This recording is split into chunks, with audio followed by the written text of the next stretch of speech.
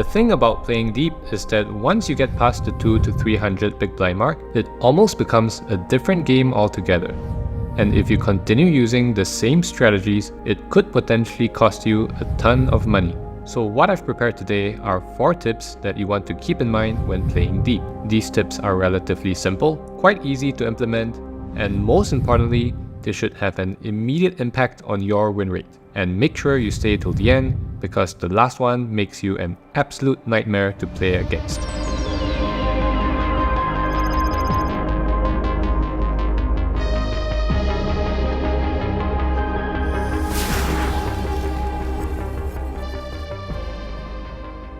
So without further ado, let's jump right into the first tip, which is to 3-bet bigger when you're in position.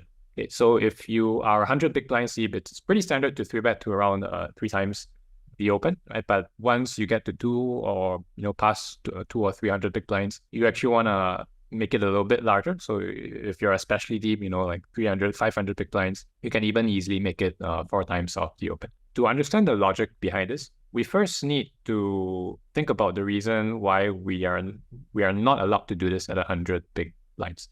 And the main problem with this is that your opponent can actually start shifting his strategy towards 4-bet or fold. And once out of position, start shifting his strategy in this way, right? At a certain point, you're going to 3-bet so big that out of position will start purely playing 4-bet or fold. And that actually defeats the whole purpose of 3-betting big, right? So that's kind of why we forced to make it a little bit smaller at 100 big blinds, right? Whereas once you get up to 2 or 300 big blinds, that there's actually a limit to how much out of position can 4-bet, right? So that in turn allows us to increase our 3-bet size without getting punished. So let's take a look at some pre-flop ranges. First of all, if you look at UTG open versus a hijack 3-bet. So UTG's response, as you can see, is to do a ton of 4-betting, right? And really not that much calling, right? We're 4-betting more than 20% and only calling 19%. And once again, this is happening because of a few reasons, right? First of all, even though the 3-bet size is not particularly huge, right? But still, at the end of the day, we're up against a very strong and very linear range, right? Hijack is actually 3-betting the strongest 8% of hands. We're not really going to have any kind of range advantage on most boards. And on top of that, we have to play the rest of the hand out of position. So there just tends to be a huge amount of folding, right? Really not that many hands that are thrilled about calling. You can see even stuff like pocket pairs, they're pretty much 0 EV, right? And then even something like Qing Yang suited is worth like 0.1 big blinds as a call. Right, so even with this relatively small 3-bet size, we're already shifting in the direction of playing 4-bet or fold. So imagine if this was 4x instead.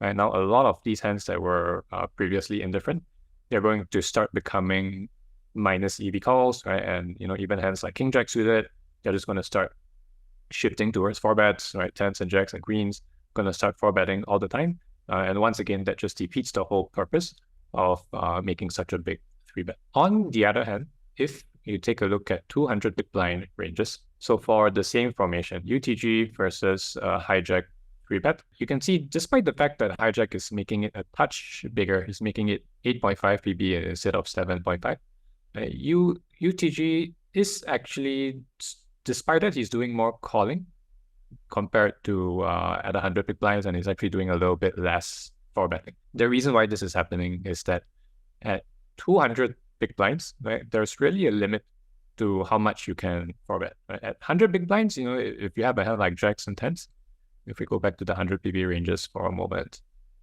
right, you can actually see that these hands, tens, jacks, queens, they're all 4-betting and just getting in at some frequency. But at 200 big blinds deep, right, we don't really want to be bloating the pot with a hand like queens or jacks, right? The times that we happen to run into aces and kings, it's not going to happen very often. But now, instead of only losing 100 big blinds, we're going to be losing 200 or 300 big blinds. So UTG's hands are kind of tight here, right?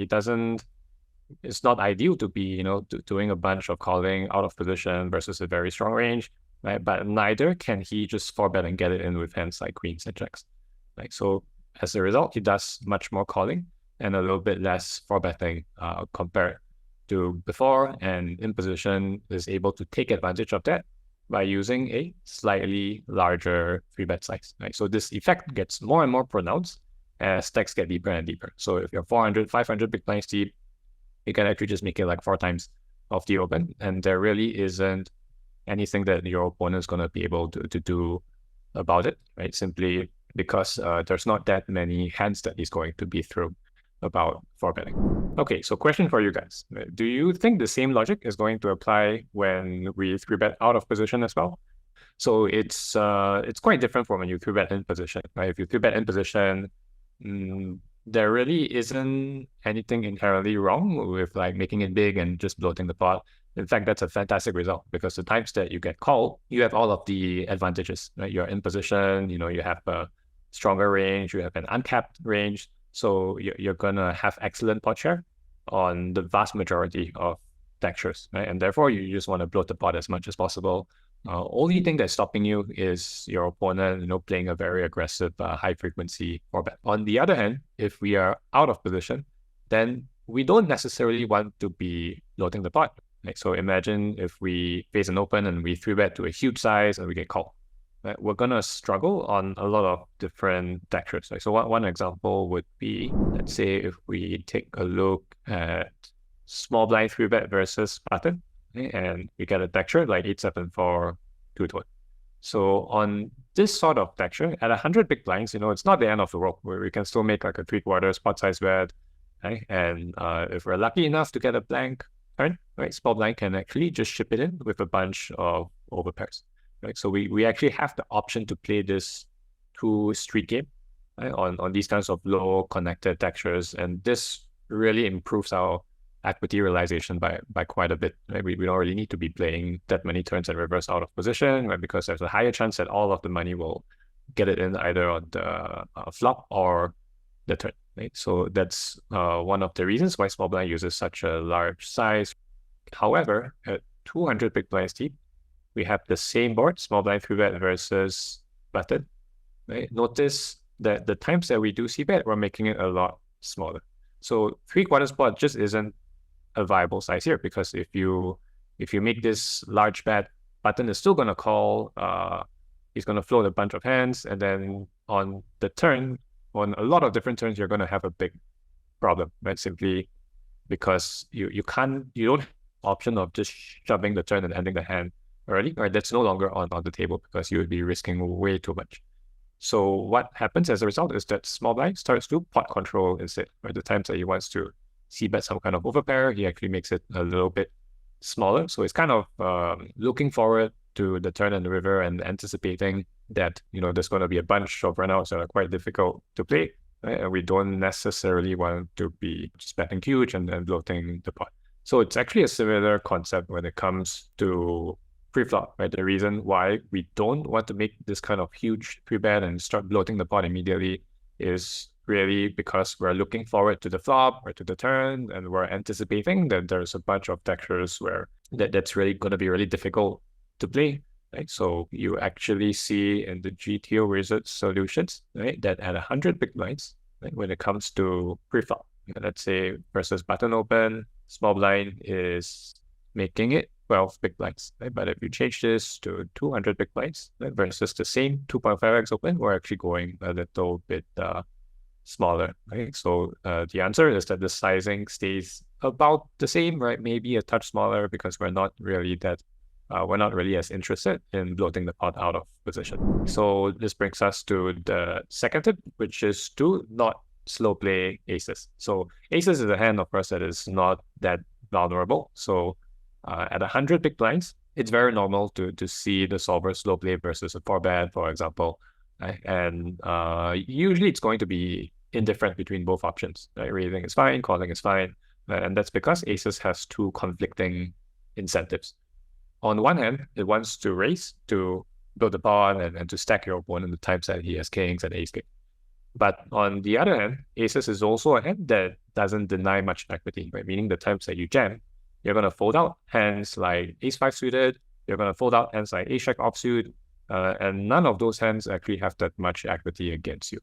So at 100 big blinds, these two factors actually even each other out. And we see that in most situations, facing a 4-bet, especially when you are like in position, right? Aces tends to do a ton of slow play.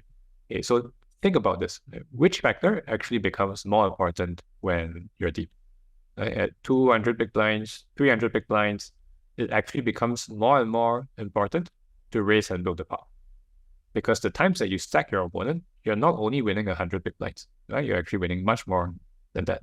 Of course, calling and keeping bluffs in is still a valid consideration, right? But as you get deeper and deeper, the upside of building the pot and stacking your opponent just becomes way too important, right? And in these kinds of situations, we usually see aces become a pure 5-bet. Okay, so for example, if we take a look, say 100 big blinds deep, right? So button open versus a big blind 3-bet. Right? And if button goes for the 4-bet here, so first of all, you can see even button is slow playing aces once in a while versus the 3-bet. Again, it's just indifferent because of these two conflicting incentives.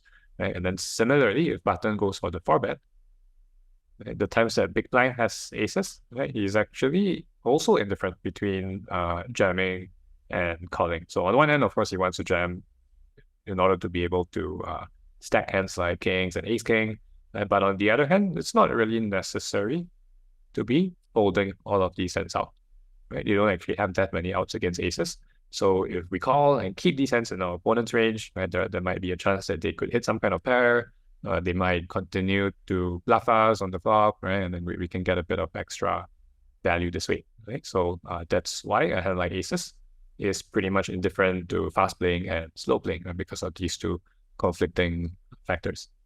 Okay. However, as stacks get deeper, right, what you see is, first of all, when big blind goes for the 3-bet, right, button is always 4-betting aces, right? And similarly, when button 4-bets, big blind is also never slow playing aces, right? So it's not to say that we no longer want to keep in these kinds of hands like ace jack offsuit and ace 6 suited, right? That's still important. It's just that upside of stacking your opponent becomes even more important, right? Just because you're 200 big blinds deep or 300 big blinds deep, you tend to win much more the times that you stack your opponent, right? And because of that, aces actually becomes your 5-bet.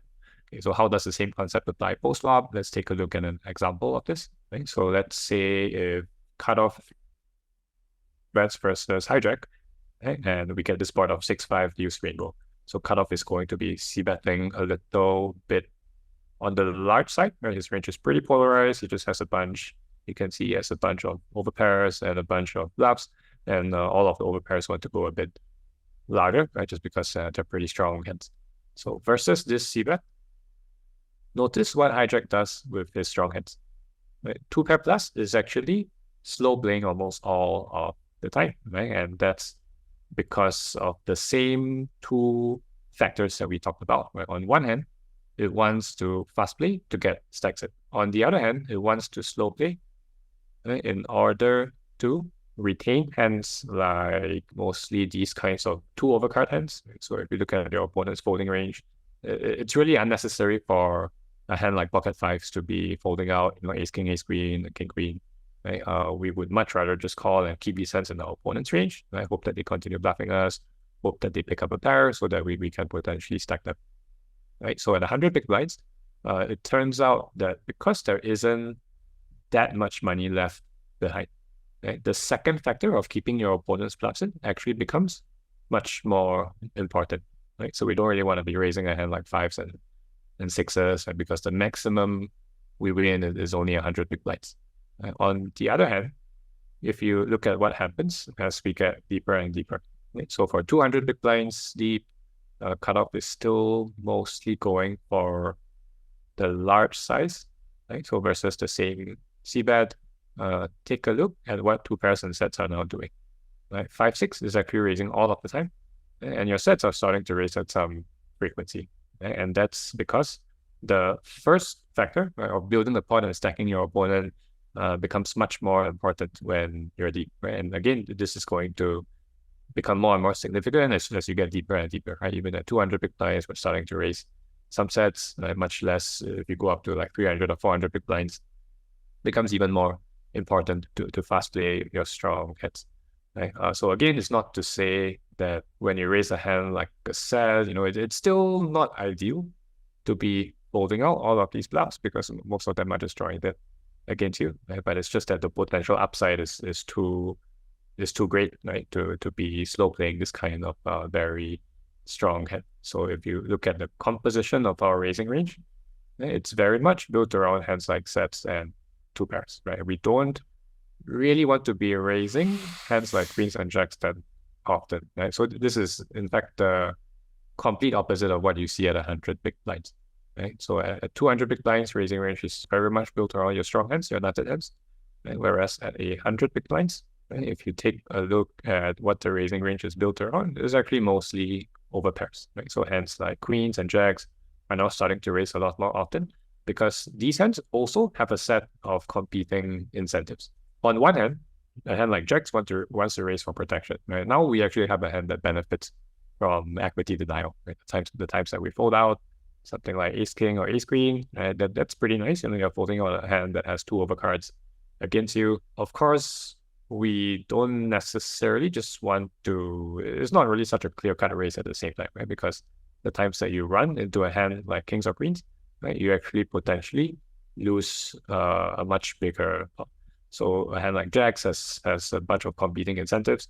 And if you think about how things change as we get deeper and deeper, it's still pretty important, to be folding out hands like ace queen and king queen, right? But the downside of raising is that in order to get this amount of protection, you're actually paying a much steeper price because the times that you run into kings and queens, you don't only lose 100 big blinds, or you potentially lose 200 big blinds.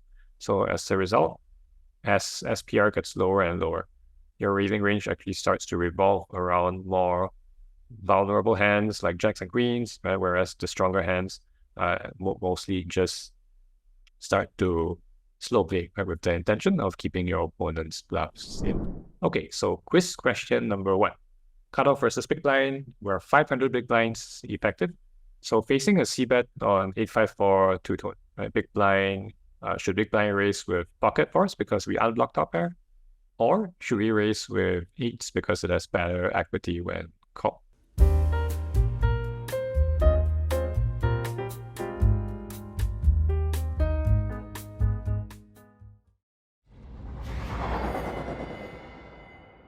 So if you chose fours, right, unfortunately that is incorrect. The good news is that, it's not a mistake to do this at 100 big blinds. Right, so let's take a look at the 100 BB solution first. So this is one example, of how different your strategy can be, whether it's, depending on the stack depth, right? 200, 300 big blinds deep, and in this case, 500 BB deep, the strategy is completely different. Right? So 100 big blinds versus a c-bet, very normal to raise with a hand like fours. Right? Looking at our sets and straights, right? They're all mixing between raise and call, and there isn't really a very strong preference either way. On one hand, you can say 8 benefits more from building the pot, getting called by lower sets, but the downside of raising with 8s is that you can see our value removal is pretty high, right? So value removal just means how much of your opponent's continuing range that you block. So usually if you have a hand that you're raising for value, you want your value removal to be as low as possible. So ideally you want to have 0 value removal so that you don't block any of your opponent's calling range, and as a result, you get much more value. Right? So on the contrary, a hand like fours, it might be a weaker hand, right? But at 100 big blinds, we don't mind raising this hand. Right? If you take a look at our blocker scores, pocket fours has a value removal of 2. So that's much better than 8s. Right? It means that you're blocking less of your opponent's continuing range. Right? And that's, of course, because cutoff's range still contains quite a bit of 8x. Right? He's going to have a bunch of 8x suited, right? Even a little bit of a6 offsuit that's always calling. So with fours, the good thing is that you unblock all of these sets. Right? So at 100 big blinds, doesn't really matter which one you raise with, right? Both are acceptable. Okay, so now let's change this to 500 big blinds.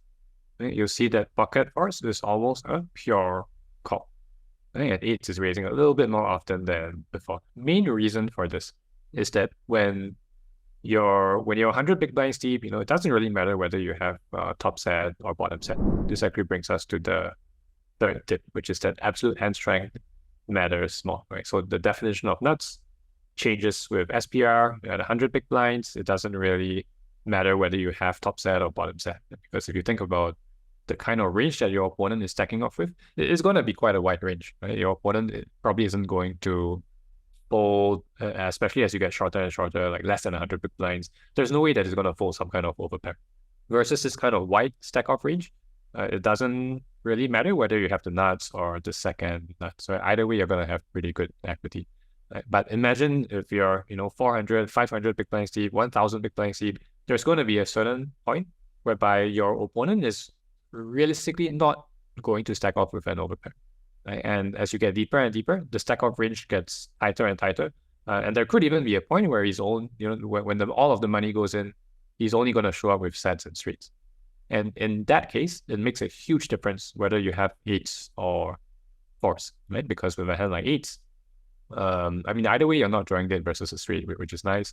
Right? But the good thing about eights is that when you run into a lower set, like fives or fours, your opponent is actually drawing 2-1 out against you.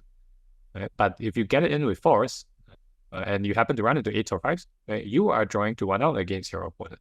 So yeah, that's what I mean when I say, when shallow, doesn't really matter whether your hand is the nuts or the second nuts.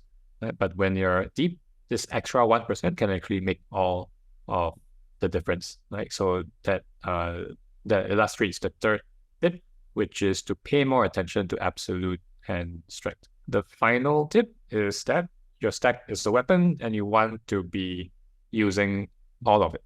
Right? So with the nuts on the river, we want to go all in. Right? It doesn't really matter how high the SPR is, because as long as there is no chance that we're behind or no chance that we're chopping, right?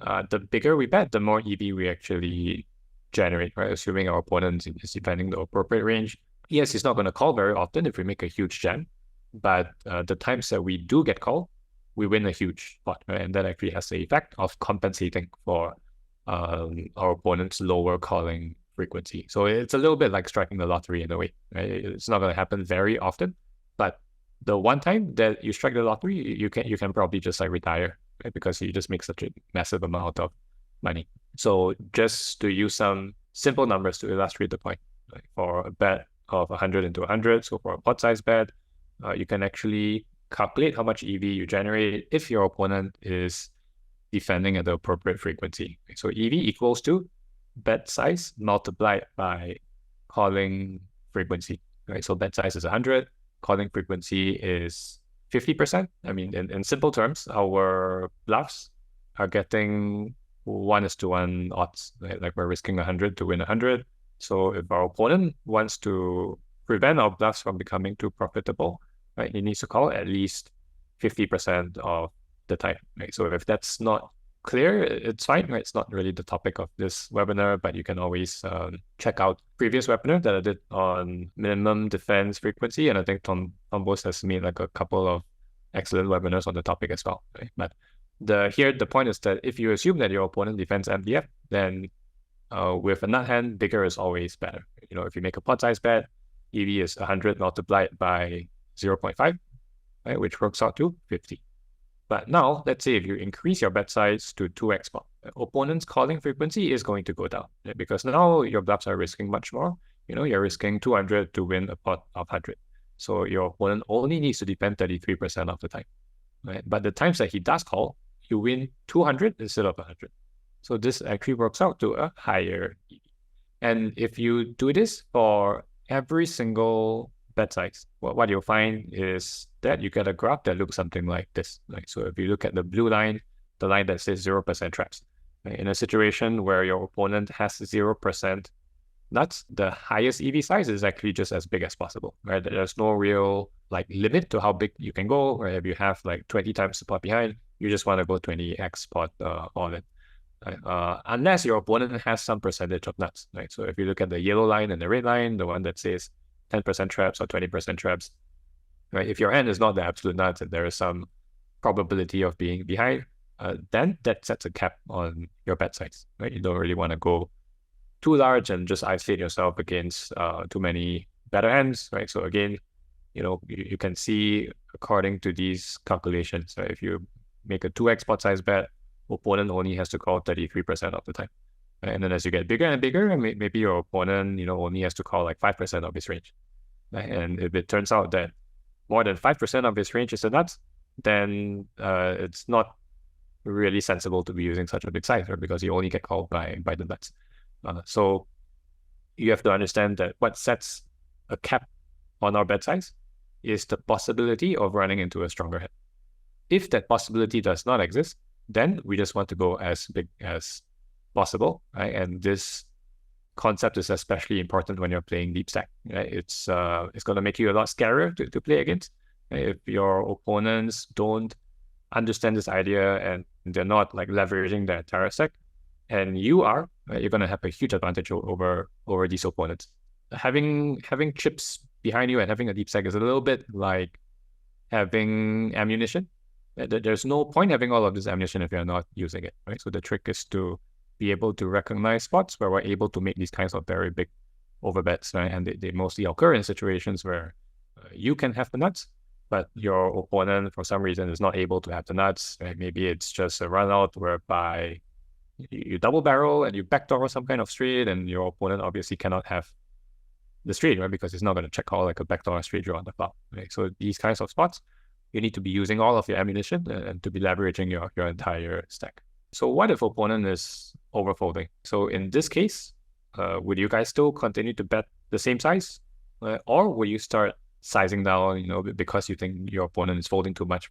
Looking at these calculations, let's say if appropriate size for a hand is 2x pot, right? But you think your opponent might be overfolding. That alone doesn't really justify betting smaller, right? Because you see when you bet 2x pot, your EV is 67. So 67 comes from 200 times 0.33, of course.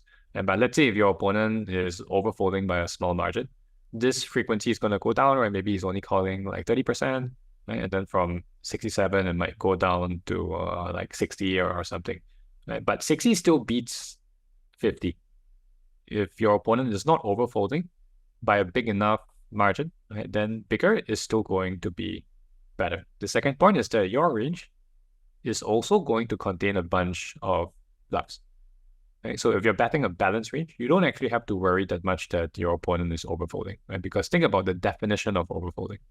Overfolding means that your opponent is folding so much that your bluffs are starting to become profitable, right? That's the definition of MDF. So this brings us to the final question, cutoff open versus big blind call. So once again, we're 500 big blinds deep. Right, so on the board of King 6 deuce 2-tone, we bet small, big blind calls, right, turn completes the flush, and maybe we bet, let's say, like 60% pot, right, and then we get called again. Okay, so river is the jack of diamonds, right, so river doesn't change anything. The question is, how big should cutoff bet with the nut flush? Right, so A, should he bet 35x pot all in? B, should he make a small overbet? Or C, should we have a mix of both sizes?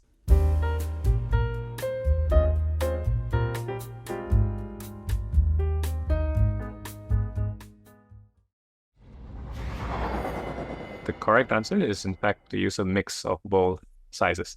Okay, so let's take a look at how this spot actually works in theory, right? It's a pretty interesting spot. So you can see, yeah, King 6 deuce, I kind of bet small, big blind calls, and maybe let me just show you big blind's calling range on the turn, right? So versus a 40% pot size bet, big blind is continuing a range that looks like this, right? It definitely has a bunch of flushes, including nut flushes, right? There's going to be, hands like ace-10 of clubs, right? Ace-7 of clubs that are slow playing. So, for those of you who answered B, a small overbet, I can see where you're coming from, right? You wouldn't normally expect there to be such a huge step, versus range that is actually uncapped. Right? So let me show you guys like how low MDF is versus 35x pot size bet. Right? So the formula for MDF is bet over bet plus spot. Right? So 35 divided by 36. Technically, alpha is 97%. Right? So basically what this means is that versus 35x pot size bet, our opponent only has to defend about 3% of his range to keep our bluffs indifferent. Right? And nut flushes would be approaching 3% of his range already. So you wouldn't normally expect there to be such a huge jam, because under normal circumstances, you would just isolate yourself against 3% of nut hands in your opponent's range. Right? But what makes this situation so special is that our bluffs are actually exclusively hands like ace-9 and ace-8 and ace-10, right, with the ace of clubs. Right? So because we're only bluffing for this size with the nut flush blocker, our opponent's objective is actually to make this specific hand indifferent. Right? So from the perspective of our nut blocker, right, the times that we have the nut blocker, our opponent obviously cannot have the nut flush. Right? So effectively, what this means is that versus the jam, right, opponent cannot just only call with the nut flush. Right? Even if the nut flush is more than 3% of his range, right, he would still have to include some non-nut flushes as well, because remember, his objective is to make our nut blocker hands indifferent. Right? The moment he starts holding all of his non-nut flushes, for example, what we can do as the cutoff is start bluffing with all of these ace of clubs hands, right? So that's basically what the big blind is trying to prevent here, right? By calling with some non-nut flushes, right? And that's actually how our nut flushes can generate a ton of EV, right? Knowing that our opponent will always have to call hands like queen 4 of clubs and 9-7 of clubs, no matter how big we go, right? So there's basically no limit to how big you can jam, as long as you're holding a combination of like some nut blocker hands, right, plus some nut flush heads. Okay, so Tombos is asking, is the big blind raising with worse than the nut flush on the river versus the smaller overbet, right? And that's a really good question. If you look at cutoff's response versus 1.5x pot, okay, you'll see that some king high flushes are raising, right? But not all, right? Just a little bit of king 4, king 3, a little bit of king 5, and then most of the flushes are just calling, right? But this actually explains why we need to bet small with the nut flush at some frequency, because if we always bet large, if we always go for the 35x pot all in, right, then our small overbet is actually capped at a king high flush. Right? And when this happens, right, now our opponent can put us in the same tough spot by jamming with all of his king high flushes, right, and then also jamming with a bunch of hands like king 9 with the king of clubs. So what we're actually trying to accomplish by mixing in some small bets with the nut flush, right, is we're really just preventing our opponent from just raising or jamming hands like the king high flush. And one more thing I want to show you guys is what happens if we only ever bet big with the nut flush. Right? So